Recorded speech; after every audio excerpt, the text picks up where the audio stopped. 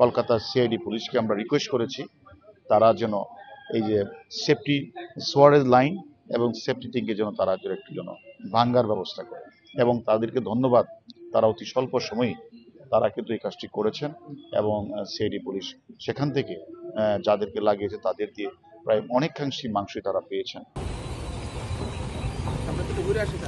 MP আনার হত্যা মামলায় তথ্য প্রমাণ জোগাড় করতে মঙ্গলবার থেকে নতুন বেশ কয়েকটি জায়গায় তল্লাশি শুরু করে পশ্চিমবঙ্গের গোয়েন্দা পুলিশ। সঙ্গে ছিল ডিবি প্রধান হারুনের নেতৃত্বে ঢাকার গোয়েন্দা দল।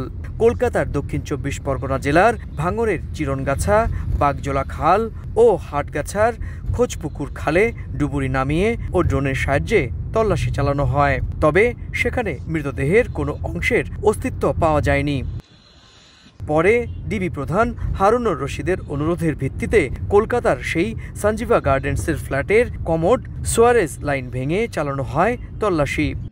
নগদে ৫০০ টাকা বা তার বেশি পেমেন্টে পেতে পারেন ঢাকায় জমিসহ ২০ কোটি টাকার পুরস্কার। কলকাতার সিআইডি পুলিশকে আমরা রিকোয়েস্ট করেছি তারা যেন এই যে সেফটি সোয়ারেজ লাইন এবং সেফটি টিঙ্কে যেন তারা একটু যেন ভাঙ্গার ব্যবস্থা করে, এবং তাদেরকে ধন্যবাদ, তারা অতি স্বল্প সময়ই তারা কিন্তু এই কাজটি করেছেন এবং সিআইডি পুলিশ সেখান থেকে যাদেরকে লাগিয়েছে তাদের দিয়ে প্রায় অনেকাংশই মাংসই তারা পেয়েছেন। এবং আমি এখন কথাটা হলো এই মাংসটা কি আসলেই কার, এটা তো আসলে আমি বলতে পারছি না। আমি তাই ওনারা নিশ্চয়ই ওনারা জানেন যে এটাকে ফরেন্সিক ল্যাবে এবং ডিএনএ টেস্ট করতে হবে, তারপরেই বোঝা যাবে এটা এই মাংসটা আমাদের মাননীয় সংসদ সদস্য কিনা। ফ্ল্যাটের সেপটিক ট্যাঙ্ক থেকে উদ্ধার করা হয় বেশ কিছু মাংসখণ্ড। উদ্ধার হওয়া মাংসখণ্ড এমপি আনারের কিনা তা নিশ্চিত হতে প্রথমে পাঠানো হয় ফরেনসিক ল্যাবরেটরিতে, এরপর পাঠানো হবে ডিএনএ পরীক্ষার জন্য।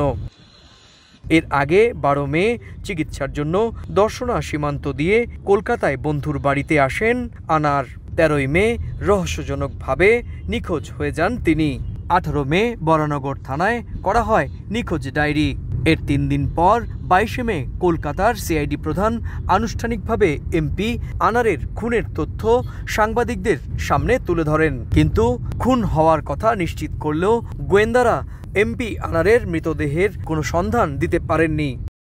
সুব্রত আচার্য, সময় সংবাদ, কলকাতা।